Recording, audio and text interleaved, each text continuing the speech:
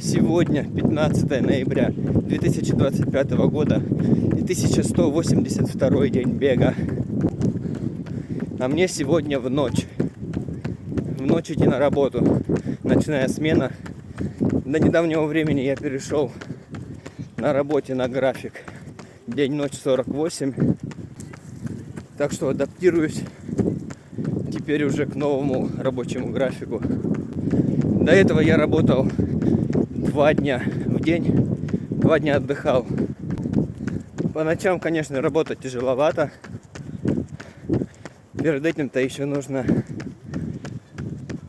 побегать.